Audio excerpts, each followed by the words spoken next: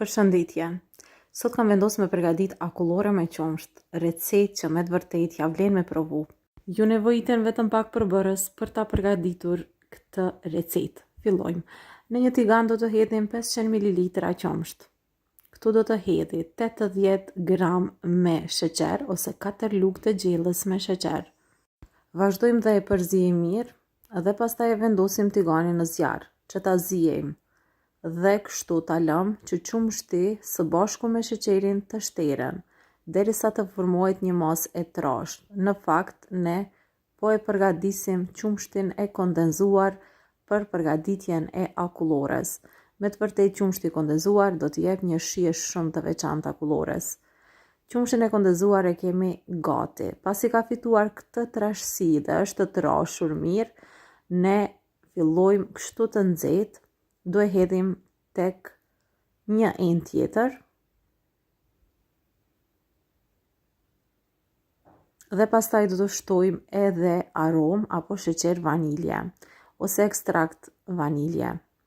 Një pako me sheqer vanilje, e cila do të jep një shije të veçantë akullores. E përzijeni mirë sa është e nxehtë kështu dhe gjatë ftohjes do ta përzijeni ko pas kohe nga pak dhe pastaj do ta fusni në frigorifer që të ftohet mirë. Pasi që të ftohet mirë qumshti i kondenzuar, atëherë mund të themi që e kemi gati për ta përdorur për përgatitjen e akullores. Tani vazhdojmë në një enë tjetër, do të hedhim 250 ml me krem për ëmbëlsira, krem pana ose krem hopla ose bravo, çfarë lloj kremi që ju mundeni me e gjetë nëpër markete.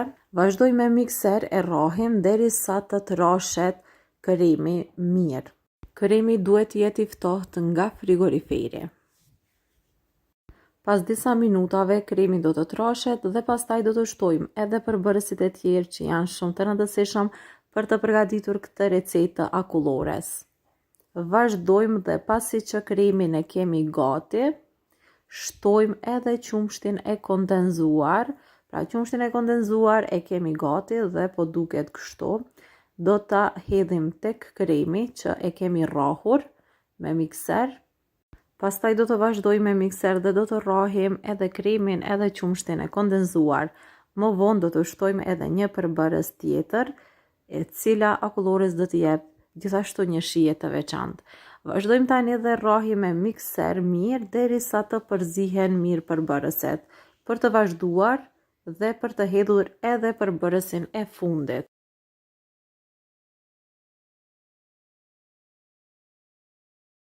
Pasi që e kemi gati akulloren, ne do të shtojmë edhe një përbërës tjetër që është qumshti, 100 ml qumsht të ftohtë nga frigoriferi. Dhe ky është përbërësi i fundit që e kemi hedhur tek kjo përzierja këtu, me çka ne me të vërtetë do të përgatisim një akullore shumë të shijshme. Do t'i përzijmë të gjithë së bashku me mikser për 2 deri në 3 minuta dhe pastaj akulloren do ta kemi të gatshme. Siç mund ta vëreni, akulloria është të trashur dhe është rrahur mirë. Të gjithë përbërësit i kemi përzi mirë.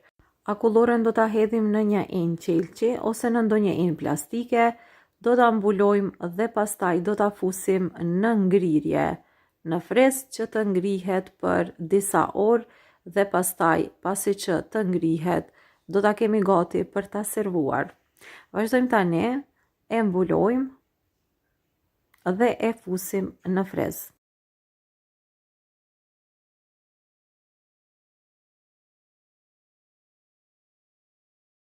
Pasi akulloria është ngrirë dhe është ftohur mjaftueshëm, tani vazhdojmë dhe e servojmë.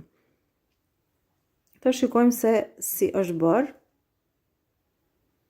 Me të vërtetë ka dalë një akullore shumë e shijshme. Mundeni me shikua dhe vetë dhe mundeni nëse e përgatitni me u bindë se me të vërtetë ka shije shumë të mirë. Kjo ishte edhe receta e radhës. Shpresoj që të gjithë juve ju ka pëlqyer. Mos harroni të abonoheni në kanalin tim të YouTube-it Ida Roma nëse akoma nuk jeni abonuar dhe të aktivizoni zilen. Kështu nuk do të humbni asnjë recetë të cilën unë do ta publikoj. Kjo ishte receta, shpresoj që ju ka pëlqyer. Deri në receta tjera, mirëmbëjtje.